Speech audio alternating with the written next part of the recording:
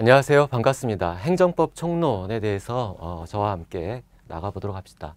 먼저 우리가 행정법 총론에서 무엇을 배울 것인지 전체적인 개관을 잡고 그리고 세부적인 진도로 나가도록 하죠. 우리가 배우는 행정법은 국가가 국민에게 어떤 작용을 했을 때 이 작용을 어떻게 해야 될 것인가. 국가가 마음대로 해서는 안 되고 법에서 정한 대로 따라서 해야 된다. 그걸 법치행정이라고 그래요. 우리는 법치국가죠. 그래서 국가가 우리에게, 국민에게 어떤 세금을 부과하거나 또는 영업 허가, 어떤 그 직업과 관련돼서 허가를 하거나 그런 걸 할 때에는 법에서 정한 대로 해야 된다는 얘기예요. 그리고 법에 정한 것을 또 세부적으로 얘기하면 일정한 절차를 거쳐서 법에서 정한 절차도 지켜야 된다. 그래서 행정 절차를 지켜서 할 것. 그럼 그에 대해서 국민은 국가가 제대로 하면 그걸 이행할 의무가 있죠. 만약 국민이 그 제대로 된 이행 의무를 이행하지 않는다라고 하면 국가는 자신의 뜻을 관철시킬 수 있는 수단이 필요하겠죠. 그래서 이 국가의 작용, 세금을 안 낸다라고 한다면 체납처분 등을 통해서 강제로 징수를 할 필요가 있단 말이에요. 그러한 행정의 어떤 힘을 관철시킬 수 있는 힘, 그것을 실효성 확보수단이라고 그래요. 실효성 확보수단. 그래서 그 다음에 배우는 게 행정의 실효성 확보수단이에요. 그리고 완벽하게 국가가 잘하면 문제가 없지만 국가도 사람인지라 공무원들이 하는 일인지라 법에 위반되어서 어떤 국민의 권리를 침해하는 그런 문제가 발생할 수 있어요. 그렇게 되면 국민은 거기에 대한 구제수단을 강구를 해야 되겠죠. 그래서 국민이 국가에 대해서 너 잘못된 작용을 해서 내 권리가 침해됐다라고 했을 때 구제수단, 그것이 크게 두 가지가 있는데 돈 돈으로 배상해라 라는 손해전보 제도. 그런 다음에 돈이 문제가 아니라 내가 어떤 영업을 하고 싶은데 영업 허가를 취소했어요. 그러면 내가 식당이나 어떤 단란주점이나 그런 영업을 못하게 되는 거, 그 영업을 하게 해달라. 그 어떤 국가의 처분, 이게 대표적인 작용이 처분인데 국가의 처분을 취소해라 라고 취소 소송을 해요. 그걸 행정쟁송이라고 그래요. 행정쟁송. 그래서 크게 우리가 배우는 게 지금 다 설명드린 내용이에요. 국민에 대한 작용, 대표적인 게 허가나 특허, 이런 행정작용을 배우고 이 작용에서는 법치행정의 원칙을 배운 다음에 그 작용은 일정한 절차에 따라서 행하라 라는 행정 절차를 배우고 그런 다음에 국가의 뜻을 관철시킬 수 있는 행정의 실효성 확보 수단이 뭐가 있는가, 대집행이나 그런 등등을 배우게 돼요. 그리고 국민은 그런 행정에 대한 구제 수단으로 어떠한 것을 강구할 수 있는가, 그래서 손해전보제도, 행정쟁송제도 이런 것들을 전체적으로 배우면 행정법 전체의 그림이 그려지는 거예요. 이런 큰 틀을 잡고 내부적인 살을 붙여가는 거죠. 근데 문제는 이 국가가 이제 행정부가 대표적인데 이 행정부가 자기 멋대로 하느냐, 법에 따라서 한다라고 했죠. 따라서 국가라는 권력은 크게 이 국가가 집행하는 것은 입법부가 따로 있어요. 입법부. 그래서 국가 권력이 분산돼 있다는 얘기예요. 그 부분을 한번 큰 그림으로써 국가의 권력 구조가 어떻게 돼 있는지를 한번 살펴보고 갑시다. 우리 사람과 똑같아요. 사람과 똑같이 국가도 법인이라고 해서 법적인 사람으로 보거든요. 그러니까 우리가 어떤 행동을 할 때, 어떤 실행에 옮길 때 어떤 구조를 거쳐서 실행에 옮기나요?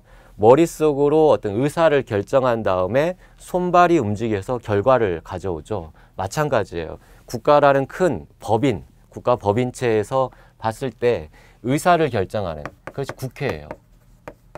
국회, 입법부.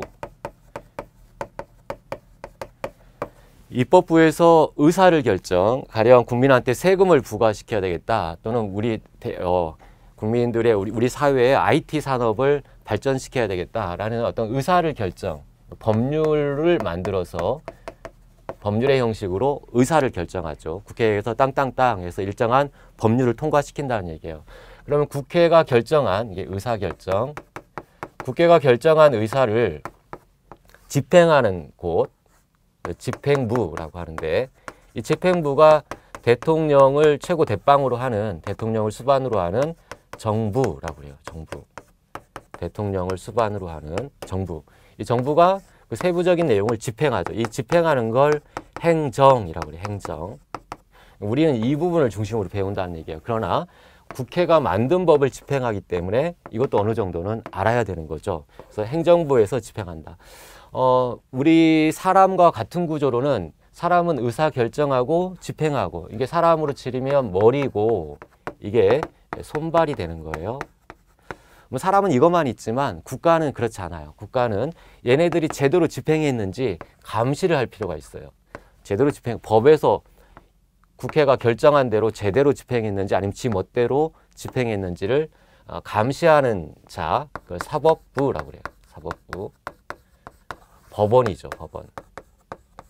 법원에서 얘네들을 감시해서 가령 어떤 과세 처분, 세금을 너무 많이 부과시켰다. 그럼 과세 처분을 아까 국민의 구제 수단으로 행정쟁송제도 취소하는 제도가 있다라고 했죠. 그래서 그 처분을 취소한다. 취소. 그다음에 사법부가 이렇게 집행부를 감시해서 제재를 감시하고 감독하지만 또 국회도 감독해요. 국회에서 법을 만들면 모두 만사 형통이냐? 그렇지 않다는 얘기죠. 이 법률을 무효로 만들 수도 있다. 무효로. 대표적인 게 간통죄. 이 사법부는 여기 플러스 알파에서 헌법재판소까지 넓은 의미로 사법부라고 생각을 하시고, 간통죄에 관한 형법을 만들었는데 이 형법 규정을 무효로 만들어 버릴 수도 있어요. 즉 이런 식으로 국가 권력이 세 개로 분산되어 있다. 법을 만드는, 의사결정을 하는 국회, 그리고 국회가 결정한 의사를 집행하는 행정부, 대통령을 중심으로 하는 행정부, 그리고 얘네들이 제대로 잘 하고 있는지 감시해서 무효로 만들거나 하는 사법부, 헌법재판소까지, 이걸 법원. 그래서 권력이 이렇게 세 개로 분산되어 있다라고 해서 삼권 분립이라고 하죠. 삼권 분립. 그리고 이런 모든 절차는 다 국회가 만든 법에 의해서 이루어지게 돼요. 그래서 법치국가라고 하죠. 법치국가. 오늘날 민주주의 국가는 법치국가예요. 법에 의해서 이렇게 세 개의 권력이 자신들의 권력을 분산시키고 상호 견제해서 국가를 굴러가게 만든다. 그래서 이러한 시스템을 배우는 과목이 우리가 이제 오늘부터 배우려는 행정법 총론이라는 과목입니다. 하나씩 교재를 짚어가면서 하나씩 진도를 나가겠습니다. 먼저 여러분 행정 부분을 봅시다. 먼저 행정의 의미라고 나와 있고, 목차를 보면 권력분립 이론, 그리고 입법, 행정, 사법의 의미가 나와 있죠. 권력분립, 지금 설명드린 내용이에요. 국가 권력을 서로 나누어서, 다른 기관에 각각 나누어서 상호 견제와 균형, 첫째 줄에 그 견제와 균형에 밑줄을 그으세요. 견제와 균형을 이루게 함으로써 본질적으로는 목적이 뭐냐, 이렇게 견제 균형을 통해서 얻고자 하는 목적은 뭐냐, 이건 우리들의 권리를 보호하기 위한 거예요. 국민이 주인이죠. 국민 주권. 주인인 국민들을 보호하기 위한 것이다. 국민의 자유와 권리를 보호하기 위해서 이렇게 견제 관계로 해놨다. 그래서 그 마지막 줄에 있죠. 그 첫째 줄에 국민의 자유와 권리를 보장하려는 제도를 말하는 것이다. 그래서 이런 권력 분립의 종류로는 과거에 처음에는 이렇게 권력 분립이 돼 있지 않았어요. 처음에는 모든 권력이 한 사람한테 집중돼 있죠. 누구한테? 왕. 왕이 모든 권력을 행사할 수 있었어요. 잡아다가 죽일 수도 있고 세금을 부과할 수도 있고, 한 사람 1인 독재, 왕이 독재를 했었죠. 그러다가 이거 안 되겠다 이렇게 했더니 우리들 계속 감옥에 가고 세금 망창 뜯기고 해서 안 되겠다, 권력을 왕을 견제해야 되겠다라는 생각에서 처음 이제 등장한 것이 기억에 있는 로크예요. 존 로크. 존 로크가 권력을 두 개로 분산시킨. 그래서 첫째 줄에 입법권과 행정권, 이 두 개의 권력으로 분산시킨 거, 이권 분립이라고 하죠. 두 개의 권한이니까. 그래서 입법권과 행정권으로 분리한 로크에서부터 시작했고, 로크의 이러한 그 권력 분립론은 영국의 둘째 줄 영국의 의원내각제에 영향을 주게 되었다. 그 다음에 니은에 보면 몽테스키에라는 프랑스 사람이 나와요. 이 몽테스키에는 삼권분립론을 제창한 사람이에요. 오늘날의 권력 분립이 여기에 해당하게 되죠. 그래서 몽테스키에는 권력을 세 개로 분산시켜서 입법, 행정, 사법으로 상호 견제를 이루게 하였다. 그리고 이러한 몽테스키의 삼권분립론이 오늘날 세계를 지배하는 나라 미국의 대통령제에 영향을 주게 되었다. 대통령제. 우리나라는 어떤가? 우리는 미국의 영향을 받았죠. 따라서 첫째 줄 끝부분에 보면 대통령제의 영향을 받아서 현재 삼권분립 체계를 가지고 있으며, 다만 둘째 줄에 보면 의원내각제적인 요소도 어느 정도 가미하고 있다. 그 의원내각제적 요소 옆에 국무총리 제도라고 적어주세요. 우리는 짬뽕을 시켜놓은 거예요. 원래 기본적으로는 대통령제를 택하고 있는데 총리가 있어요. 총리가. 여러분 세계 나라들을 보면 이런 나라가 없어요. 즉 영국에는 총리가 있지만 대통령이 없잖아요. 그러니까 의원내각제에서 총리가 있고 의원내각제 제도예요. 총리가 있다는 건. 일본도 마찬가지예요. 일본도 총리가 있지만 그 아베 총리만 있을 뿐이지 대통령은 없단 말이에요. 의원내각제로 움직이는데 우리나라는 대통령도 있고 총리도 있는, 즉 총리는 의원내각제적인 요소인데 대통령제에 가미된 형식으로 좀 운영되고 있다.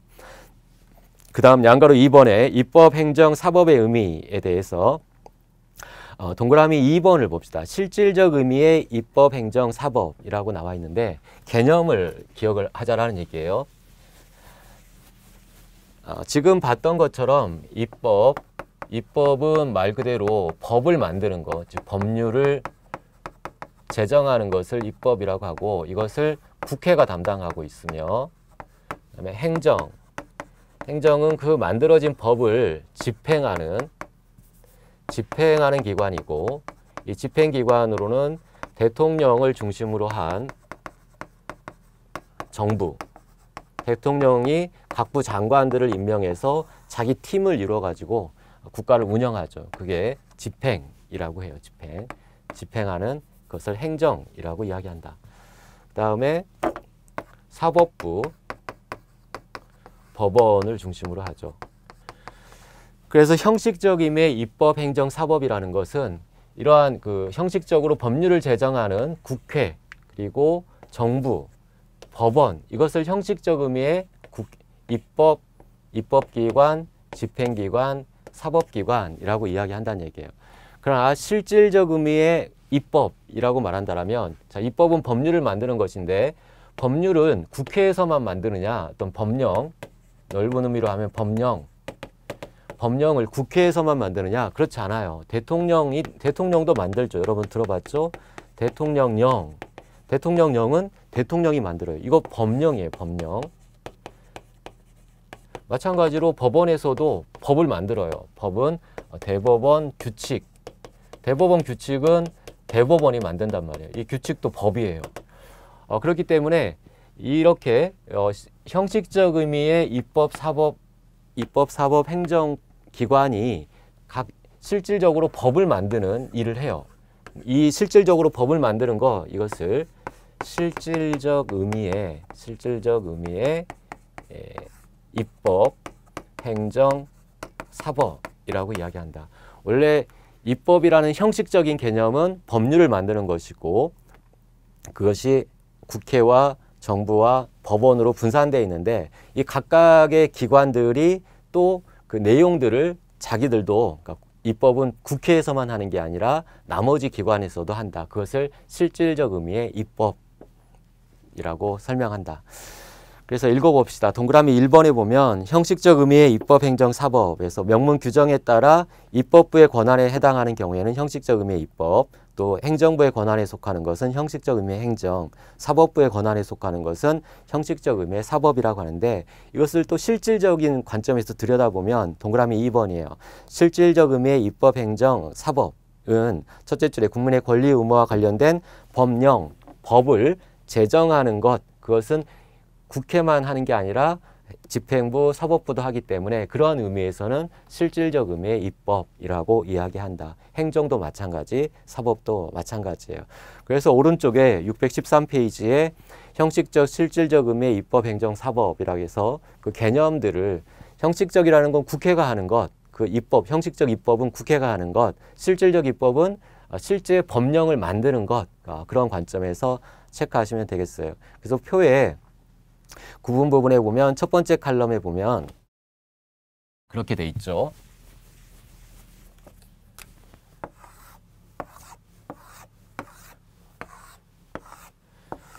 이렇게 그림이 그려져 있고 실질적 의미의 행정, 실질적 의미의 행정, 여기가 실질적 의미의 입법으로 돼 있고 실질적 의미의 사법으로 돼 있으며 여기에 형식적 의미의 입법, 형식적 의미의 행정, 형식적 의미의 사법 이렇게 돼 있는데 이 중에서 자, 형식적 의미의 입법, 얘네들 국회가 하는 것.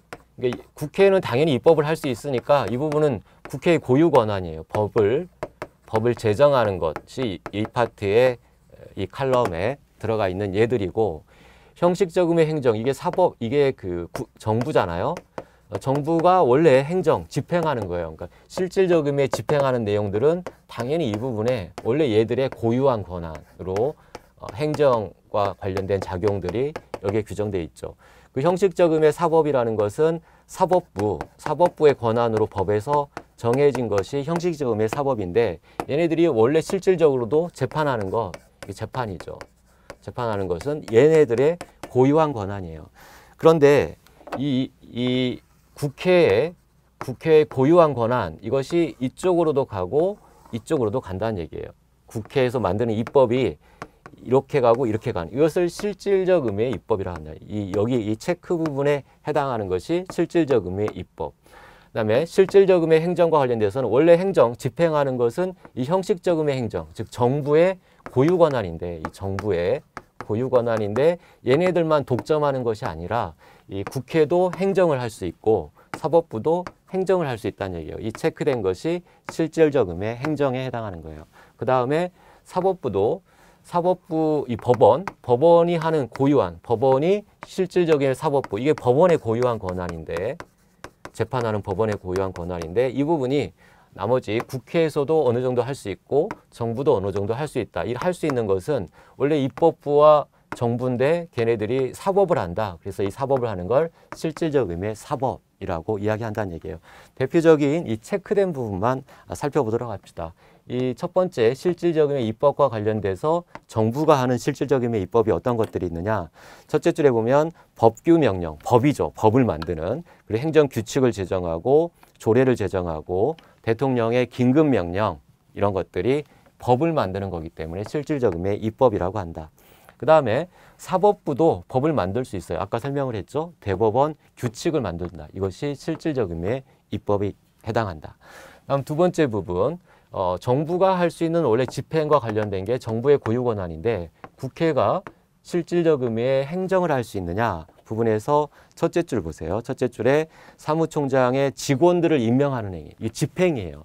어떤 그 임직원들을 임명하는 행위, 이것은 원래 집행과 관련된 건데 국회도 자기 소속 직원들은 자기들이 임명한다는 얘기예요. 그렇기 때문에 이게 실질적 의미의 행정에 해당하게 된다. 예산을 집행하는 것도 마찬가지. 국회가 예산이 독자적으로 편성되어서 자기 예산을 자기가 집행하게 됩니다. 그 다음 형식적 의미의 사법, 이 사법부가 할 수 있는 행정은 어떠한 것들이 있냐. 실질적인 행정, 이것도 집행과 관련된 거니까 직원들을 임명하는 게 있겠죠. 그래서 첫째 줄에 대법원장이나 소속 직원 등을 임명할 수가 있다. 그리고 행정의 대표적인 게 경찰행정이에요. 경찰 행정이라고 하잖아요. 경찰 작용, 범죄 일으키지 못하게 범죄 예방하고 진압하고 테러 진압하고 하는 그런 경찰 작용을 사법부에서 할 수 있느냐? 그래요. 법원에 가면 법정에 제복을 입고 질서를 유지하는 경위가 있죠. 사법부 소속이에요. 그게 이 파트에 있는 마지막 줄의 법정 경찰권, 즉 법정 경위가 그 법정을 소란케 하는 사람을 체포해서 감금할 수 있는 감금할 수 있는 그런 법정 경찰권을 법원이 행사한다. 그래서 이것이 실질적 의미의 사법에 해당합니다.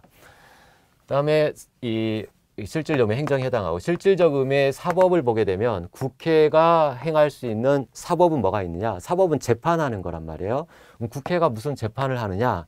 그 칼럼에 보게 되면 국회의원의 어떤 자격에 문제가 있다. 자격을 심사해서 국회의원 옷을 벗게 만들어요. 자격 심사 그리고 제명 징계 처분을 해서 국회에 못 나오게 또 월급을 삭감하거나 또는 국회의원직을 박탈하거나 하는 징계 이런 것들이 실질적으로는 재판작용이죠. 재판작용도 국회에서 할 수 있다는 얘기예요. 국회에서 하는 제명이나 자격심사 이런 것들은 실질적으로 사법작용에 해당하게 된다.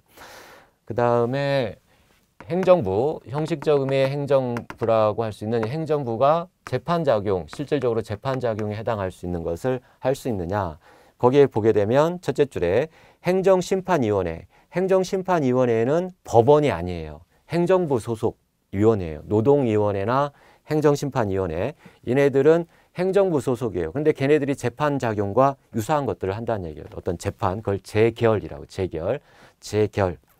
행정심판위원회의 재결, 그리고 나머지 읽어보고 넷째 줄에 보게 되면 소청심사위원회의 재결, 즉 공무원이 어떤 징계를 당했을 때 그 징계에 대해서 행정심판을 제기해요. 행정심판은 법원에서 하는 게 아니라 정부기관에서 담당하는 내용이에요. 그래서 소청심사위원회의 재결이 여기에 대표적이고 마지막 줄에 보면 대통령의 사면복권이 있죠. 대통령이 이 법원에서 징역 10년 이렇게 때렸는데 이걸 무력화시켜요. 사면으로 풀어주는 거죠. 이게 사법작용이에요. 이 사법작용인데 행정부인 대통령이 할 수 있다. 그렇기 때문에 이것을 실질적 사법작용이라고 이야기합니다. 그래서 그 표에 있는 부분들을 개념을 형식적인 거란 거 법에 의한 입법작용 그리고 행정작용, 사법작용을 말하고 실질적으로 그런 것들이 다른 기관에도 분산되어 있는 것, 그 실질적 의미의 입법, 사법, 행정이라고 한다는 걸 예를 이해하시면 되겠습니다. 다음 통치행위로 넘어가서 살펴보죠. 자, 통치행위의 개념을 기억하죠. 첫째 줄에 고도의 정치적 결단, 거기에 밑줄. 즉 고도의 정치적 결단이라는 건 그 사람이 자유롭게 할 수 있다는 얘기예요. 대통령이 자유롭게 할 수 있다. 통치행위. 그 의미는 무엇이냐면 설사 그것이 좀 잘못됐다 하더라도 사법부에서 견제할 수 없다는 얘기예요. 사법부에서 그 재판으로 그걸 취소할 수 없다. 그래서 첫째 줄 끝부분에 사법심사의 대상에서 제외된다라는 말을 합니다. 그것이 대통령의 고도의 정치적 결단이기 때문에 사법심사의 대상에서 제외된다. 오늘날 통치행위의 개념은 많이 축소되고 있어요. 원래 이 통치행위의 개념이 어디에서 나왔냐면 옛날에 왕이 모든 권력을 행사할 때 그때는 뭐 사법심사의 대상이 되지 않으니까 왕은 곧 신이었어요. 절대 잘못을 범할 수 없는 거기 때문에 왕을 견제할 수 있는 세력이 전혀 없었죠. 그러다가 시민 세력이 이제 힘을 얻어가지고 왕을 견제하면서 왕의 권력을 조금씩 나눠 가졌죠. 로크의 이권 분립 그리고 몽테스키의 삼권 분립처럼 조금씩 왕의 권한을 뺏어가지고 나눴어요. 나누다 보니까 왕이 이것만은 너희들한테 줄 수 없다. 그 개념이 통치행위예요. 다른 말로 하면 내가 아무리 잘못한다 하더라도 너희들이 나의 행위를 취소할 수 없다.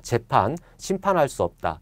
그래서 이 사법심사의 대상에서 제외되는 이론으로 왕이 고유한 권한이다.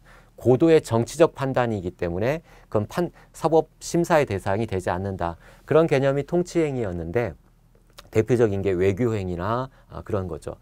그랬는데 그런 개념은 옛날에 구습, 왕의 권한이 있을 때 시작된 개념이었단 말이에요. 왕과 시민 세력이 서로 대립하고 있을 때 성립한 개념이에요. 그런데 오늘날은 이제 왕의 주권이 아니라 모든 주권은 국민으로부터 나오기 때문에 국민 주권이 보편화된 현대 사회에 있어서는 통치행위라는 개념은 처음에 출발할 때와는 조금 많이 변색된 모습으로 나오고 통치행위의 개념이 계속 축소되고 하고 있는 거죠. 즉 고유의 권한이 없어지고 모든 권한이 다 국민에게 있다라는 그런 측면이니까 통치행위 개념은 축소된다.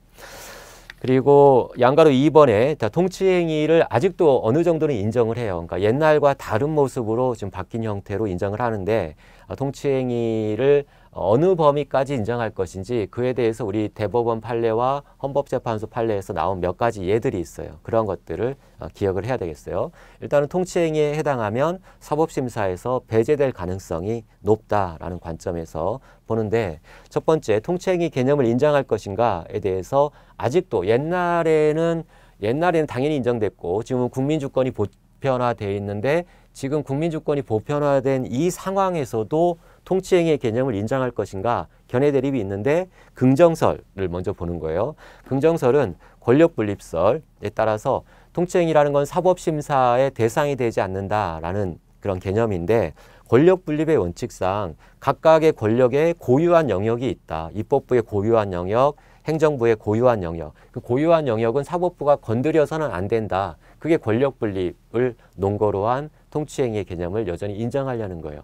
옛날에 국왕에서부터 시작했지만 이제는 권력별로 입법부의 고유한 권한, 즉 사법부가 칼을 들이댈 수 없는 고유한 권한이 있다. 그런 개념을 통치행위라고 보려는 거예요. 또는 대통령의 고유한 권한이 있기 때문에 그것은 아무리 잘못했다 하더라도 사법부가 그걸 취소하거나 어떤 칼을 들이댈 수는 없다. 그게 권력분립설. 그 다음에 니은에 보면 사법부 자제설이 있어요. 즉 사법부는 정치 권력이 아니에요. 쓰레기 청소하는 집단이라고 생각하면 돼요. 이 국가를 끌고 가는 것은 국회와 대통령이 끌고 가는 거예요. 국회와 정부가 우리 국가를 이쪽으로 가자라고 방향을 제시하고 끌고 가는 거고, 사법부는 적극적으로 방향을 제시하는 그런 집단이 아니라 소극 집단이에요. 본질적으로. 즉 적극적인 행위를 하는 것이 아니라 소극은 마이너스라는 얘기예요. 그러니까 청소하는 집단이라는 거예요. 쓰레기가 국가가 쭉 가다가 보면 쓰레기들이 나오죠. 뭐 진짜 인간 쓰레기들도 있고 잘못된 일을 처리한 것도 있고, 이 잘못된 것들을 청소하는 집단이 사법부라는 얘기예요. 범죄인들 청소하고 정치인들이 잘못했을 때 청소하고 하는, 즉 소극 집단이기 때문에 사법부가 적극적으로 나서 가지고 국가가 어디로 갈지 고도의 정치적인 판단을 해서는 안 된다는 얘기죠. 사법부는 정치 집단이 돼서는 안 된다. 다른 말로 하면 적극적인 집단이 돼서는 안 된다. 이게 사법부의 본질적인 한계예요. 당연히 그게 필요해요. 사법부의 개념상.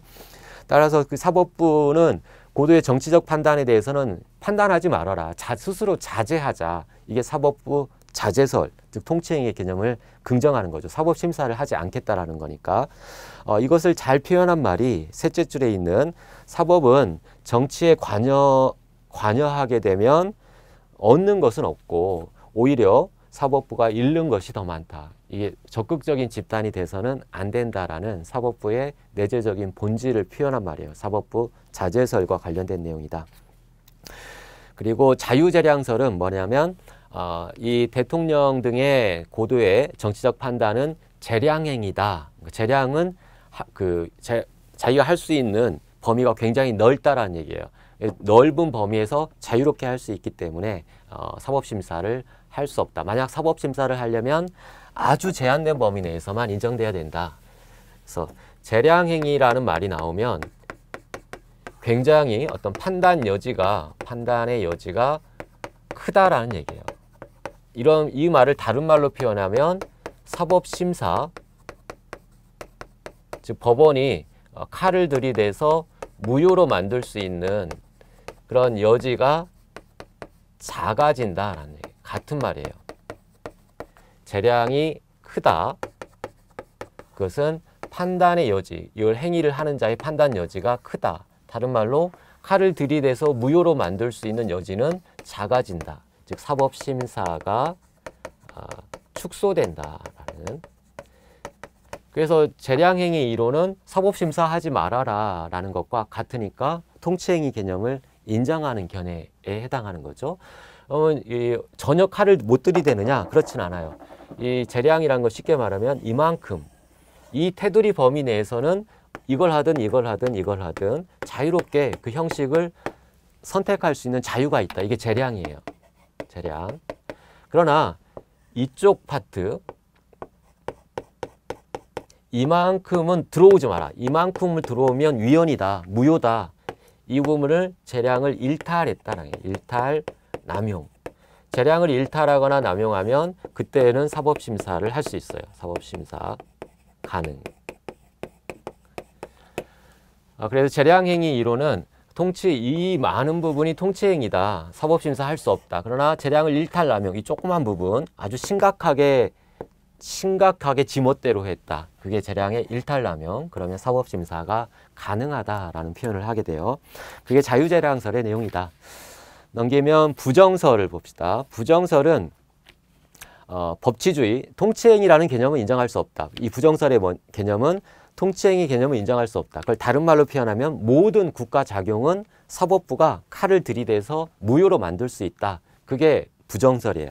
그래서 그 논거는 첫 번째 기억에 법치주의. 우리나라는 지금 법치주의 국가 아니냐. 그래서 법을 위반하면 다 칼을 들이대서 무효로 만들 수 있다. 통치행위 개념을 부정하는 견해에 해당하는 거죠. 그리고 니은의 개괄주의라는 건 뭐냐면 과거에는 소송으로서 사법부가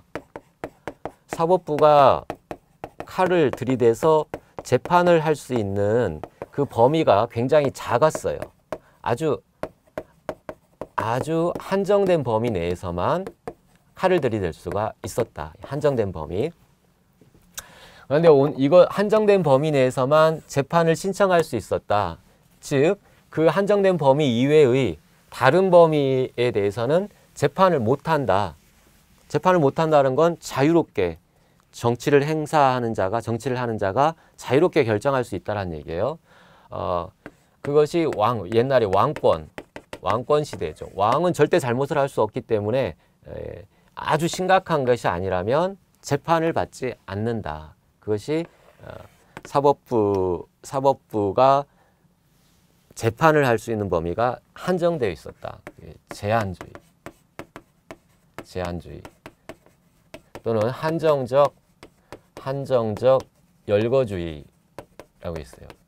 이게 무슨 말이냐면 재판의 대상, 재판이 가능한 재판을 통해서 국민이 권리구제를 받을 수 있는데 권리구제 수단이라고 했죠.